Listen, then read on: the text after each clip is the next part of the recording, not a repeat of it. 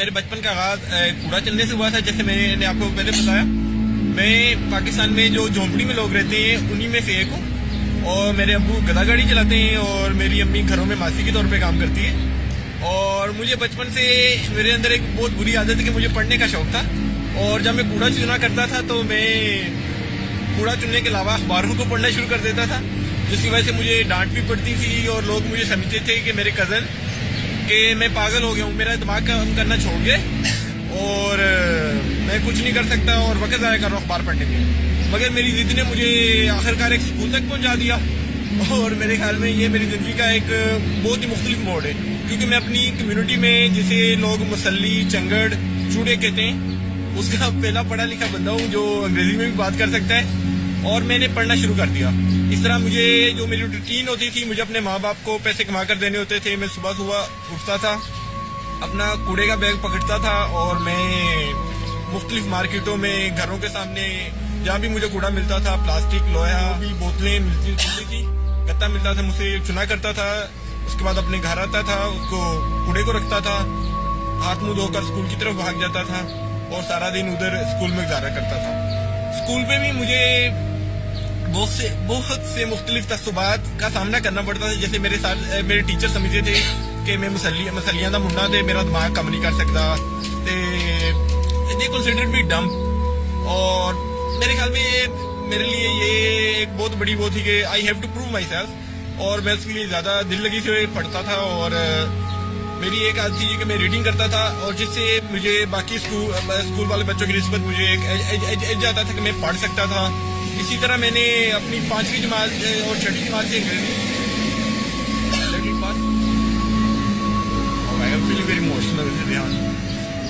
اسی طرح میں نے 5ویں اور 6ٹھی جماعت میں اپنی انگریزی پڑھنا شروع کیا. اور میرے لیے انگریزی سیکھنا ایک بہت ہی مختلف تجربہ تھا. جیسا کہ انگریزی میں بڑے حروف ہوتے ہیں, کیپٹل لیٹرز ہوتے ہیں اور اسمال لیٹرز ہوتے ہیں, اور مجھے بالکل یہ سینس نہیں ہوتی تھی کہ اگر ہمارے پاس بڑے حروف ہے تو میں اسمال لیٹرز کو یوز کرنے کی کیا ضرورت ہے. اس نے میرا بہت اچھا خاصا وقت لیا. مگر مجھے پہلی دفعہ جب انگریزی سے انٹروڈکشن ہوا تو مجھے احساس ہوا کہ پاکستان میں جن لوگوں کو انگریزی بولنا آتا ہے ان کو لوگ مختلف انداز میں ٹریٹ کرتے ہیں. تو یہ بھی میرے لیے ایک بڑا, مجھے بچپن سے اس بات کی ریلائز ہو گیا کہ اگر میں انگلش سیکھ سکتا ہوں تو سوسائٹی مجھے مختلف انداز میں ٹریٹ کرنا شروع کر دے گی. اسی طرح میں نے انگریزی سیکھنا شروع کیا اور میں نے اپنی 2 نوٹ بکس صرف یہی لکھنے میں کر دی. مجھے لگتا تھا کہ جو بھی بندہ, میرا انٹروڈکشن جوائننگ رائٹنگ سے ہوا تھا اور مجھے بڑی عجیب لگتی تھی کہ ریحان صاحب جب آپ جوائننگ رائٹنگ لکھتے تو وہ ایسے لکھا ہوتا ہے کہ کسی نے یہ ایسے لکھ دیا ہے. تو میرے لیے یہ میں نے اپنی 2 نوٹ بکس اس لیے بھر دی شاید میں انگریزی لکھ رہا ہوں. مجھے بہت بعد میں جب ٹیچر سے تھپڑ پڑے کہ آپ نے 2 اپنی کاپیاں ضائع کر دی ہیں تو مجھے انداز ہوا کہ یہ انگریزی ایسے لکھی جاتی. خیر میں نے انگریزی سیکھی, میں نے بڑی شدت سے انگریزی سیکھی. میں نے ٹینسز سیکھے, میں نے ایکٹیو پیسو وائس سیکھے, میں نے ڈائریکٹ انڈائریکٹ سیکھے, میں نے انالیسس کرنا سیکھا. میں نے ایک گرامر پڑھی جو انڈیا سے اس وقت ملا کرتی تھی, ہائی اسکول گرامر کمپوزیشن, اور اسے رینڈن مارٹن نے لکھا تھا جو بہت ہی زبردست ہے. میں بچوں کو ابھی بھی ریکمینڈ کرتا ہوں ٹیوشن پڑھاتے ہوئے. تو اس طرح میرے انگریزی کا سفر جاری ہوا اور میں 8ویں جماعت میں نے اپنے بورڈ کے پیپر دیے تو میں نے اپنی جماعت میں نے ٹاپ کیا. میں نے 674 نمبر لیے تھے 800 میں سے, اور مجھے پہلی دفعہ روٹری کلب نے ایک 300 روپے کی اسکالرشپ دی اور میں نے اپنی 9ویں 10ویں کی کتابیں اور یونیفارم خریدا. اس طرح میرا یہ سفر جاری رہا. مگر اب مجھے انگریزی پڑھنا لکھنا آ گیا تو اس کا سب سے بڑا فائدہ یہ ہوا کہ میں اپنے ساتھ جو میرے ساتھ کلاس فیلوز تھے انہیں ٹیوشن پڑھانا شروع ہو گیا.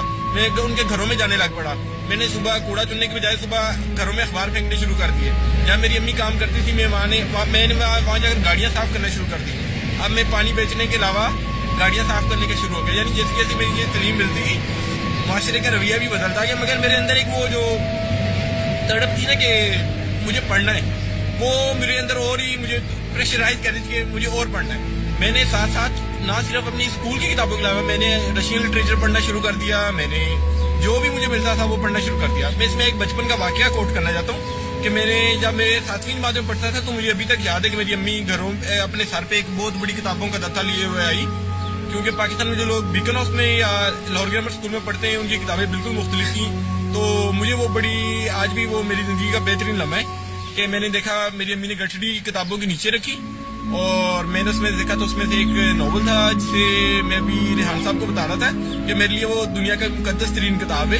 اس ناول کا نام میں چاہوں گا کہ ہر بندہ وہ ناول پڑھے جو زندگی میں کوئی سیکھنا چاہتا ہے. اس ناول کا نام ہے گریٹ ایکسپیکٹیشن اور اسے بہت مشہور برطانوی ناولسٹ چارلس ڈیکن نے لکھا ہے. اور میرے پاس اس ناول کا جو کریکٹر پپ ہے میرے لیے شاید وہ کردار پپ تھا کہ پوری دنیا میں جس کے ساتھ میں ریلیٹ کر سکتا تھا, جو میری طرح حالات میں رہ رہا تھا اور اچانک اسے کوئی بینیفیکٹر مل گیا اور وہ اس کی لائف بدل گئی. تو میرے لیے یہ بہت ہی لمحہ تھا اور ابھی میں اس کردار کو اپنے آپ سے ریلیٹ کرتا ہوں اور اپنے اس سے مجھے حوصلہ ملتا ہے. اور پتہ نہیں مجھے کیوں فیل ہوتا ہے کہ اگر میں نے وہ ناول نہ پڑھا تھا تو میری زندگی بالکل مختلف ہوتی. شاید میں اس طرح خواب نہ دیکھ پاتا یا اس طرح میں پلان سوچ کا حامل نہ ہو پاتا. خیر اس طرح میں نے اپنا میٹرک کیا, میں نے اکاؤنٹنسی کا ڈپلوما کیا, میں نے مختلف جاب کرنا شروع کر دی, میں نے سوشل ایکٹیویزم میں حصہ لینا شروع کر دیا. میں نے یعنی میرے پڑھنے سے میرے بالکل میرا پروفائل ہی بدل گیا آپ اسے کہہ سکتے ہیں. میں نے لکھنا شروع کر دیا, میں زیادہ شدت سے لوگوں سے ملنا شروع ہو گیا. میرے اندر جو حساس کمتری تھا کہ میں چوڑا ہوں, میں چنگڑ ہوں, میں وہ ادب نے یا لٹریچر نے وہ بدل کے رکھ دیا. اور میں اسی طرح میں نے مختلف پروگرام میں اپلائی کرنا شروع کر دیا. میں لاہور کونسلیٹ میں ایک خاتون ہے جن کا میں بہت ہی صدقے دل سے شکر گزار ہوں. ان کا نام کیتھرین کیسر تھا.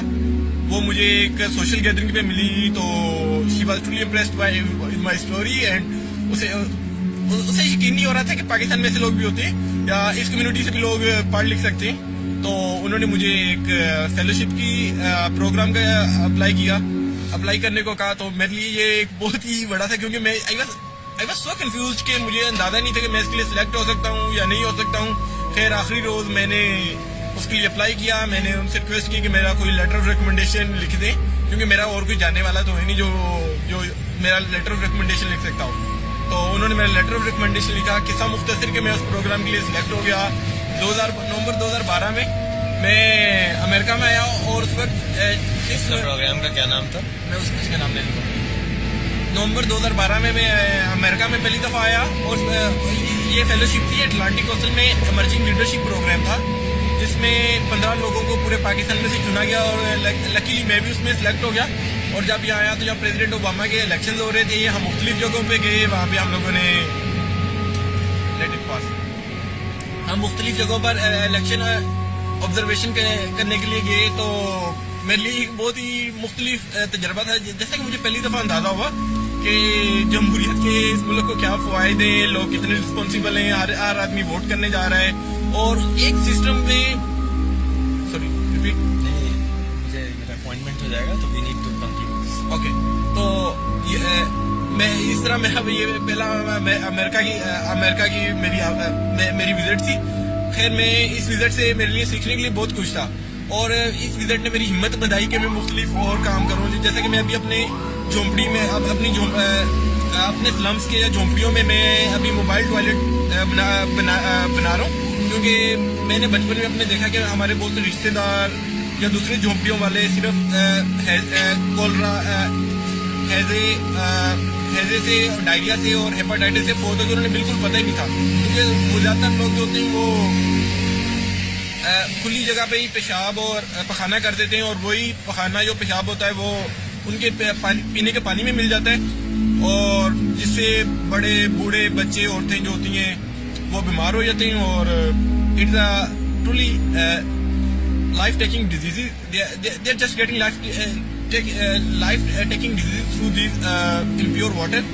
اور میں ان کے لیے موبائل ٹوائلٹ قائم کروں گا اور میرا ارادہ کہ میں اس موبائل ٹوائلٹس کو اس کے جو ہیومن ویسٹ ان کا ہوگا اس کو میں بایو گیس میں یا فرٹیلائزر میں بایو فرٹیلائزر میں کنورٹ کروں گا. نہ صرف ان کی یہ سینیٹیشن کی پرابلم حل ہوگی بلکہ ان کو تھوڑی سی اس سے اکنامک اسسٹنس یا بایو گیس اگر ملے گی تو ہم پروڈیوس کریں گے تو ان کی انرجی نیڈس بھی میٹ ہو سکتی ہے. تھینک یو سو مچ ریحان صاحب. آپ ڈو اسکول میں کیا کریں؟ یا ڈو اسکول میں کیسے پہنچے؟